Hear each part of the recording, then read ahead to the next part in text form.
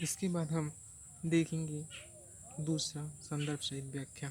अभिगत गति कछु कहत न आवे, ज्यों गूंगे मीठे फल को रस अंतर्गत ही भावे। परम स्वाद सबहि सु निरंतर, अमित तो शुभ जावे। मन बानी को अगम अगोचर, सो जाने जो पावे। रूप रेखा गुण जाति जुगाति, निर्लंबन किति धावे। सब विधि अगम विचारें, ताते सूर सगुन पद गावें। ठीक इसी प्रकार अब हम इसी व्याख्या देखते हैं। ये मैंने पहले से लिख के रखा है, एक बार मैंने वीडियो बनाया था, वीडियो थोड़ा दिखा था इसलिए मैं उसको प्राइवेट कर दिया। फिर उसी क्या है मैं ठीक लिख के पहले से बना दे रहा हूँ। देखिए अभिगत से लेकर सगुन पद पर डालो। फिर यहाँ पे संदर्भ जो है, यहाँ ये संकेत, इसे संकेत नाम से कहते हैं, इसे संकेत कहते हैं। फिर उसके बाद हम संदर्भ लिखेंगे। संदर्भ प्रस्तुत पद्यांश हमारी पाठ्य पुस्तक हिंदी में संकलित पद नामक पाठ से लिया गया है। इसके रचयिता महाकवि सूरदास जी हैं। अब हम प्रसंग लिखेंगे। प्रसंग वही होता है जो व्याख्या में लिखे, उसी का निचोड़ शॉर्टकट में लिख दिया जाए। प्रसंग प्रस्तुत पद्यांश में सूरदास जी ने श्री कृष्ण के कमल रूपी सगुण मतलब कमल रूपी सगुण छोटा सा अक्षर छोड़ दिए, कमल रूपी चरणों एवं सगुण अपने सगुण मतलब श्री कृष्ण सगुण के मतलब श्री कृष्ण जो हैं सगुण भक्ति के सगुण काव्यधारा के मतलब भक्ति काल के थे, सगुण थे। सगुण मतलब जो जन्म लिया हो पृथ्वी उसे सगुण कहते हैं, जो जन्म न लिया उसे निर्गुण कहते हैं। आप प्रसंग को अपने हिसाब से भी अपने मन से भी लिख सकते हैं। मैंने इस प्रकार लिखा है, अपने प्रतिभक्ति का निरूपण किया है।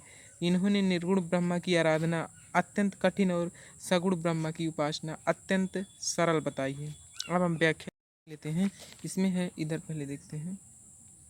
अभिगत गति कछु कहत न आवे, तो अभिगत गति कछु कहत न मतलब सूरदास जी ने लिखा है या कहा है, निर्गुण ब्रह्मा की स्थिति का वर्णन नहीं किया जा सकता है। निर्गुण ब्रह्मा की उपासना का अब यहाँ पे ज्यों गूंगे मीठे फल को रस अंतर्गत ही भावे। परम स्वाद सबहि सु निरंतर, अमित तो शुभ जावे। मन बानी को अगम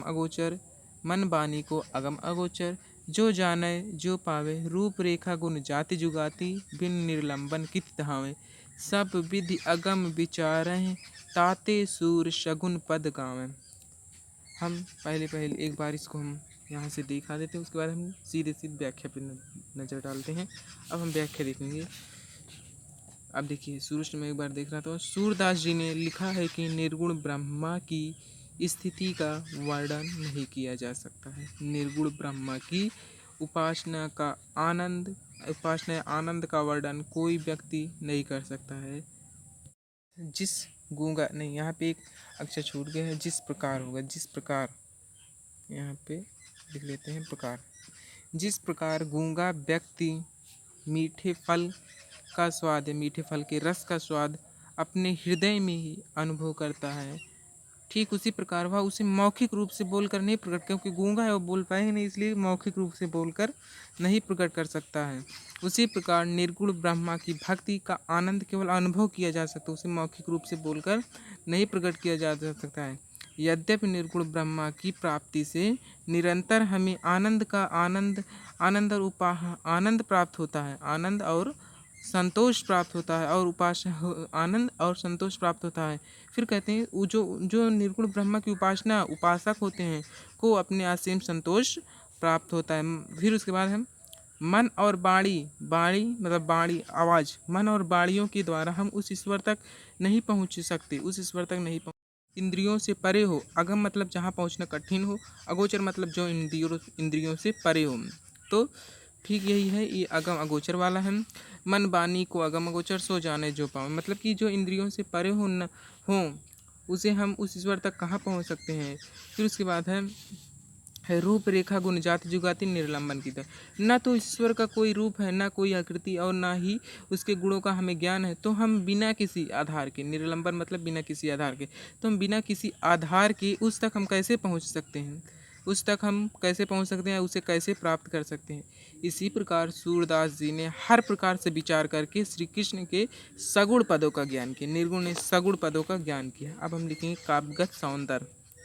नंबर उसी का निचोड़ ये इसमें लिख देते हैं। कवि ने निर्गुण ब्रह्मा की उपासना के अलावा सगुण ब्रह्मा या सगुण श्री कृष्ण ने सगुण ब्रह्मा की उपासना को अत्यंत सरल बताया है क्योंकि निर्गुण ब्रह्मा को हम पा नहीं सकते, ये अत्यंत ही कठिन है, इसलिए इन्होंने इसे सरल बताया है। फिर उसके बाद रस लिख देंगे, भक्ति रस है, गुण प्रसाद गुण है। अलंकार देख लेते हैं, अलंकार है अनुप्रास अलंकार, क्योंकि इसमें अगम और अगोचर मन बानी जाति जुगाति में आ, फिर उसके बाद है ना, फिर उसके बाद जा, क्योंकि अगम और अगोचर में आ की आवृत्ति पुनरावृत्ति हुई, मन बानी में ना की आवृत्ति हुई है, जाति जुगाति में जा या ता दोनों की जो हुई है, इसलिए इसलिए इसकी वर्ण की पुनरावृत्ति आवृत्त होने से यह अनुप्रास अलंकार है। तो हमारे ये ठीक हो गया ये व्याख्या। यदि आप सबको वीडियो अच्छा लगे तो इसे लाइक सब्सक्राइब करें प्लीज़ दोस्तों, हमारे चैनल को सब्सक्राइब करें। देख लेते हैं, एक बार हम दिखा देते हैं यहाँ से। ये ये ये